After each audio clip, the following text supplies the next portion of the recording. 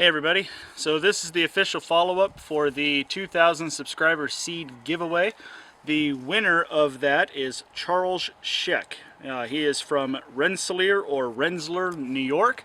So Charles, look for your mail in a few days. I'll be putting those seeds out tomorrow, and hopefully you'll get those 3 or 4 days down the road. But from the weather reports I've been seeing, you probably are going to be waiting a month or so before you plant them anyway. So just keep a lookout for them. So I thought, along with this quick little update and notification about the seed giveaway, that I would also give you a little bit of a tour around the property and just let you have a sneak peek on all the different projects that are going on. I'm sure that a lot of you follow us on Facebook or on G+, and so maybe you've seen some pictures about these projects, but they haven't made it to video yet. So just going to show a quick little insight into what's actually happening on the property, and then the big videos will come out later. I do want to share 2 other things with you, but I'm going to ask you to stick around to the end of the video, and then I'll let you know what those are.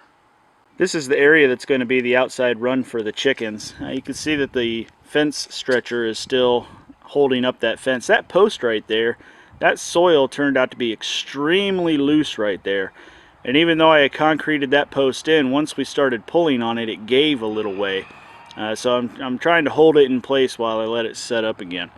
But anyway, the grass is starting to come up soon, but you can still see I've got a lot to go to fence in this area. And then what was our rabbitry area and shelter for the goats, which we no longer have the goats, will turn into a coop. So lots to go there before that project's done. The garden's doing much better since we added in some organic amendments to the soil, and the peas are starting to really grab a hold of the trellis and come up, and you can start to see some of the shoulders on the radishes. So we'll probably be picking radishes by this weekend. This is one of those videos that you haven't actually seen yet, so you're just going to have to wait a day or 2 before that one comes out. But I also want to share with you that we have moved the composter to some place that we might use it. I don't think I've ever mentioned it before, but a few years ago we purchased this. It's a side-by-side rolling composter, and we never really used it. We bought it as soon as we purchased this property with all the hopes of composting everything we ever ate here and having a beautiful garden, and that fell flat on its head. But now that it's up here next to the garden, next to a water source where we can make sure it stays moist, hopefully we'll do a lot better about providing our own organic amendments into the soil. My wife's cherry tree is starting to bud out, and her strawberry plant successfully made it throughout the winter, and it sure is looking good. If I'm not mistaken, that might even be a flower down there. Let's not tell her about that one yet. Everything else is doing just the same as far as the fruit trees go. They are all starting to bud and come into season. One thing I'll mention to you while we're looking at the Granny Smith here is that we have planted more around the base of these. There was a time where I was trying profusely to keep anything from growing next to the fruit trees, and I've decided that that is not the correct approach. And now I have got garlic trying to grow to keep out the rabbits we have, our free-range rabbits, so they don't get right up on top and start chewing on the fruit trees. And we've also planted more strawberries like what you saw around the other tree, and that same setup, garlic and strawberries, is around each fruit tree now. The supporting T-posts were put in to support this chicken coop feed fence, as was mentioned in several comments, and some of it is starting to come up. Mostly the grapes are starting to vine out. The blueberries and raspberries are still waiting for it to warm up a little bit before they get going. Also planted along here, we added in some daffodil. We also put in some more garlic and strawberries all throughout this fence as well. Now this project here seems to be the one that's catching all the attention. This is our grape trellis, and we're stacking functions on this by creating a trellis over the western side of our house that is going to provide shade in the summer and reduce the heat that gets to the wall of the home, so it costs less energy to cool the house, as well as using the trellis to produce grapes, beans, and other varieties that we might end up putting on here at a future time.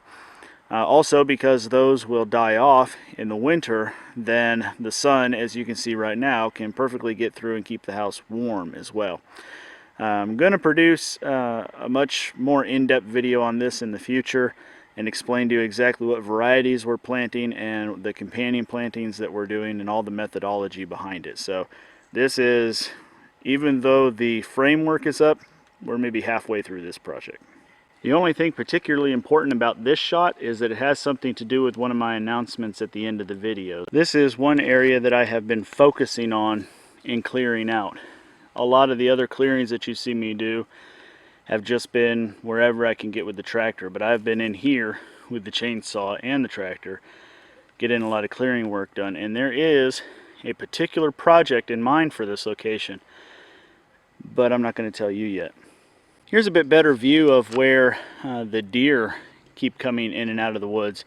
If you can see on the little sapling in the middle there, the game camera is still attached to the tree. And they keep coming, it seems like, from center screen back there, which probably about 50 feet off into the woods that way is the end of our property, one corner of it anyhow. But people were asking, you know, what was the purpose of that? And it's twofold. There's the ugly side of it in the sense that if I had to, I would hunt one of those deers to feed my family. However, I don't think we are in any dire need of even considering that.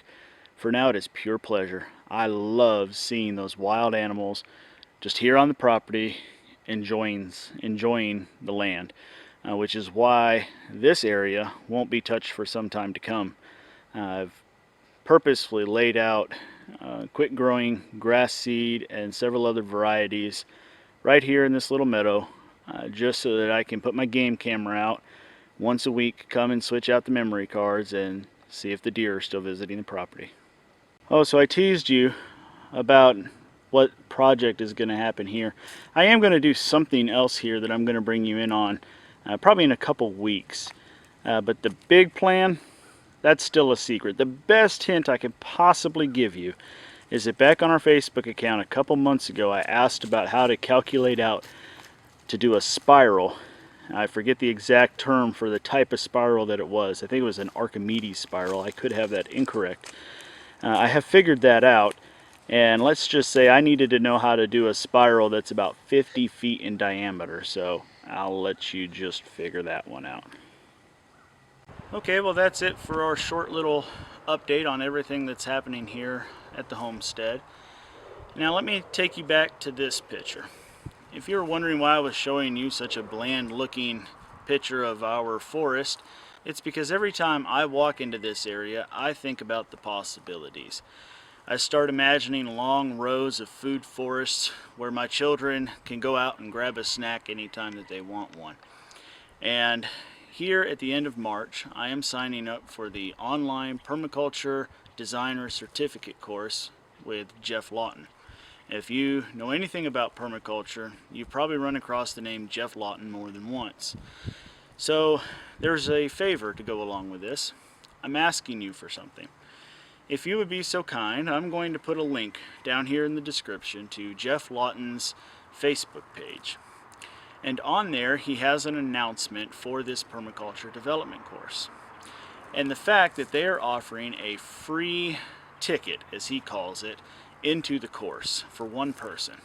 But the catch is, anybody can transfer their free ticket to somebody else. So if permaculture is something that you're not particularly interested in, or you're not ready to go through the course, but you're looking to support us, I'd ask you to click on that link, go over, and you have to like the post, and you also have to comment on it, and that will qualify you for a drawing to get free entry into the course. And if you win, maybe you would consider donating that over to us here at J&J Acres. And what we will do is make a commitment to use the money that we would save to further a project that we will share with you, free of course, right here on YouTube. I don't know what that project's going to be, because I will wait until we complete the course so that I can have that new knowledge fresh in my mind and share with you something right from the course that we're going to do right here on our property. The second thing I'd like to share with you is a Kickstarter that is being done by our friends over at Alderman Farms. Now I'm going to mention that here on my channel, even though I know a lot of you are subscribed to Tommy's channel as well, because Tommy is a really good friend of mine. He's been with me since the very beginning of the YouTube channel, and of course I've known him before that. We're always on the phone or on chat or emails, talking back with each other, swapping ideas and keeping each other encouraged and motivated. He's driven from 3 hours away to come up here and have a day on the farm with us and help us out with a project. He's a really good guy. And he's asking for a very humble amount on his Kickstarter so that he can republish a cookbook from a family member. And it's got all that good southern down-home cooking. And I have personally backed this Kickstarter at the maximum amount already. And now that I've backed it, I want to see it completed. I want to see it funded. So I'm asking you to go over there, link down in the description, and support it in whatever level that you can. I really do appreciate everything that you guys do. We started this video because we had 2,000 subscribers, and here we are at the verge of having almost 2,200 only a week later. You guys are tremendous support, tremendous motivators, and I thank you for everything that you do. Thank you for watching. We'll see you next time.